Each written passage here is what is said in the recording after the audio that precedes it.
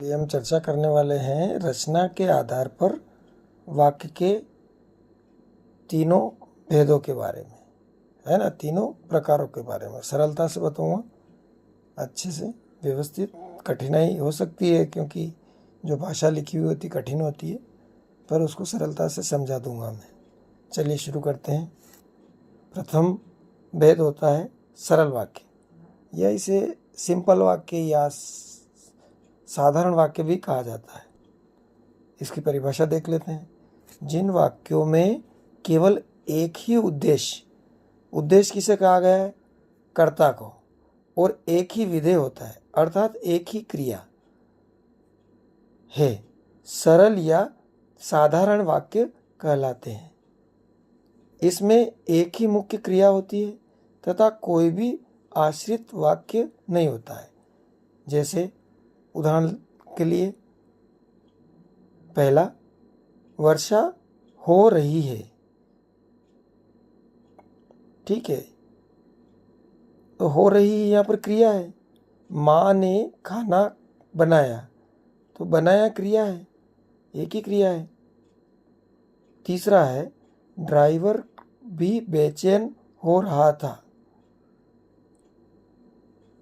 चौथा वाक्य है, बाल पक गए थे। पांचवा वाक्य है, गाड़ी छूट रही थी।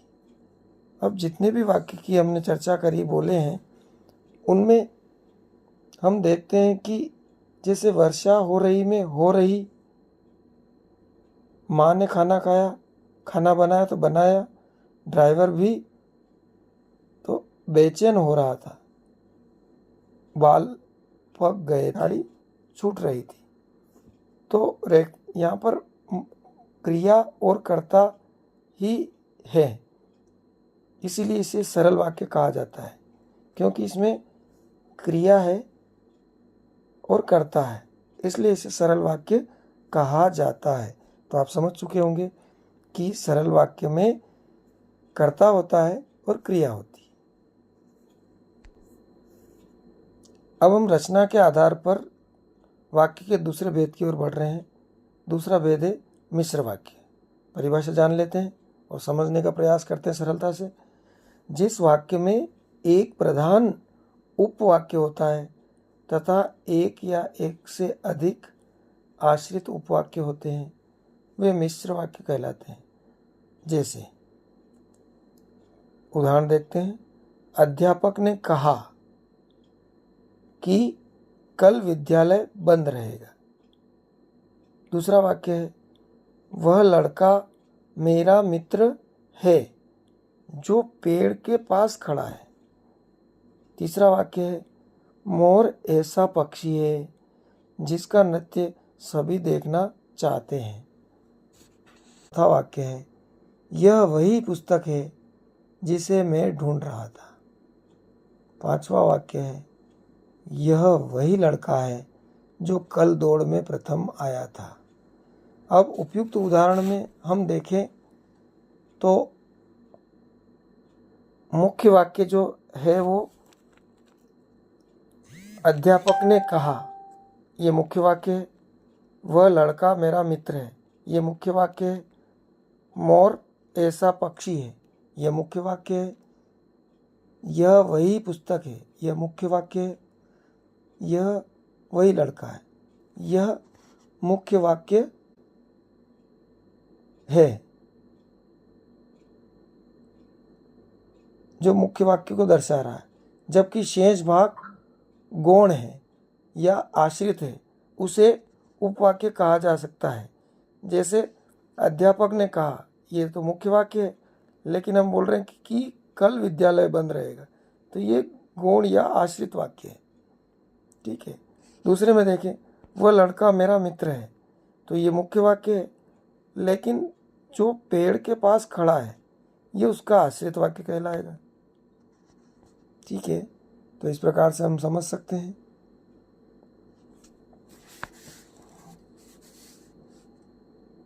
आश्रित उपवाक्य को मुख्य वाक्य से क्रमशः कैसे जोड़ें, तो ये भी एक विशेष बात है कि जो मुख्य वाक्य है उसके साथ आश्रित वाक्य को कैसे जोड़ना है। तो क्रमशः हम ऐसा कर सकते हैं।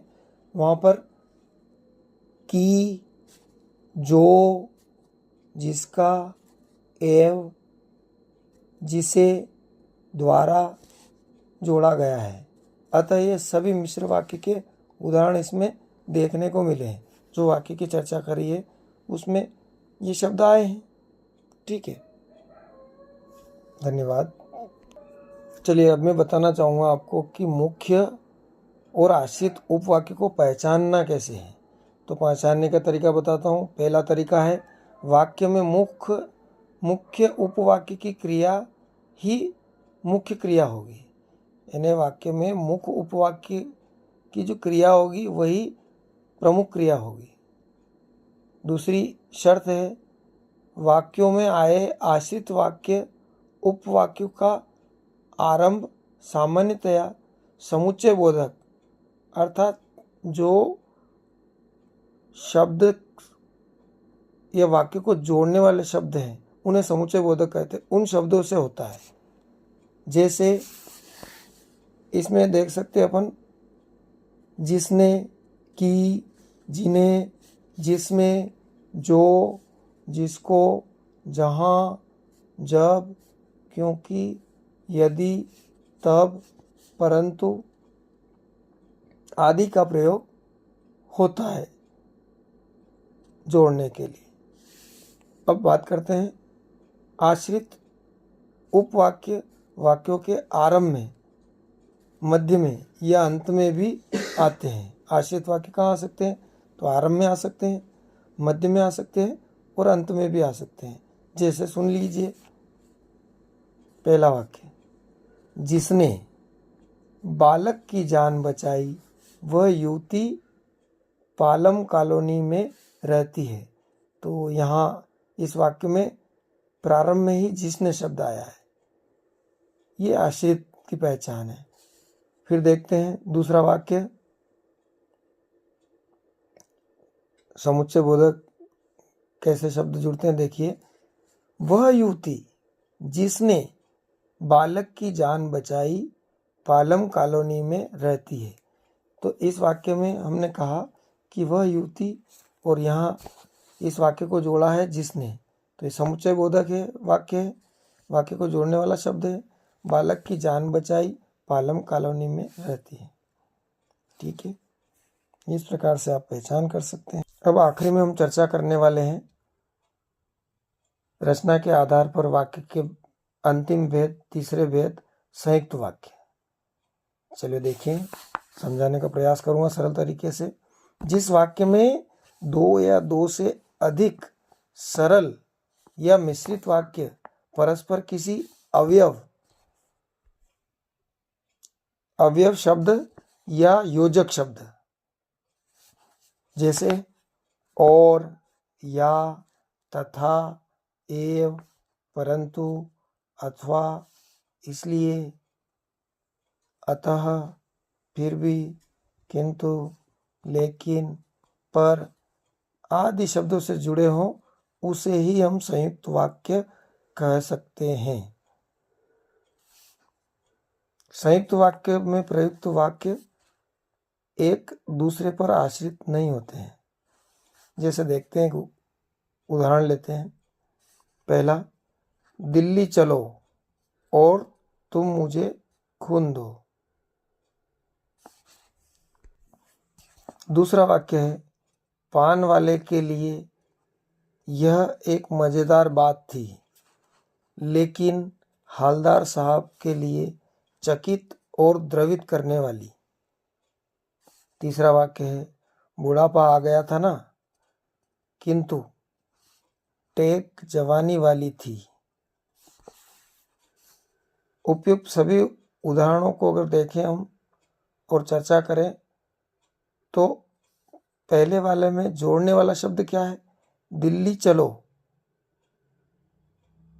और शब्द जोड़ने वाला है, तुम मुझे खून दो। दिल्ली चलो और तुम मुझे खून दो में और शब्द जोड़ने वाला है।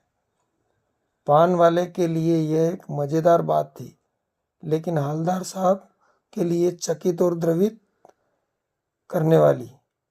तो इस वाक्य में लेकिन शब्द जो है वो योजक चिन्ह का काम कर रहा है।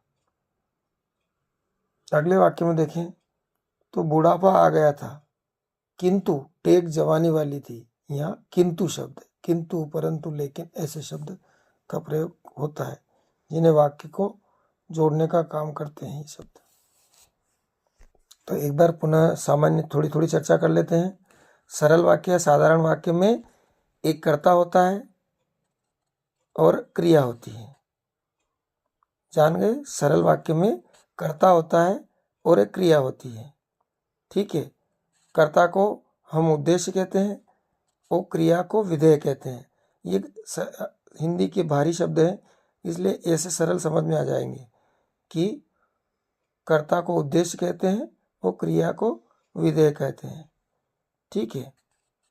और सरल वाक्य में आश्रित वाक्य नहीं होता है।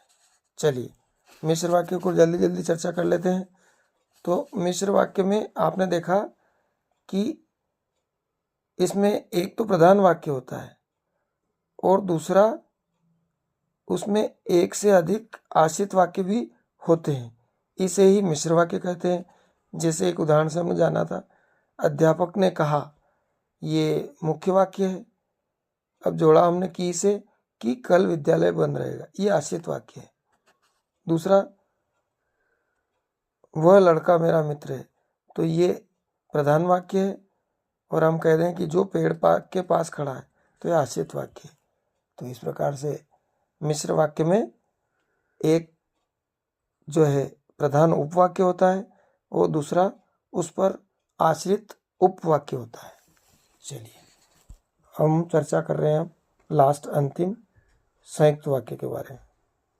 तो सरलता से देखें, इसमें संयुक्त वाक्य में दोनों वाक्यों को जोड़ने के लिए क्या किया जा सकता है ये देखें।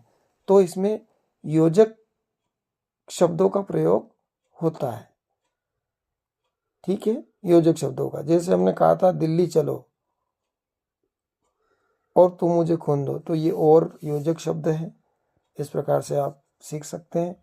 कुछ और सीखना हो तो आप मुझे कमेंट्स करके ज़रूर बताएं। इन चीज़ों को और अच्छे से बताएंगे।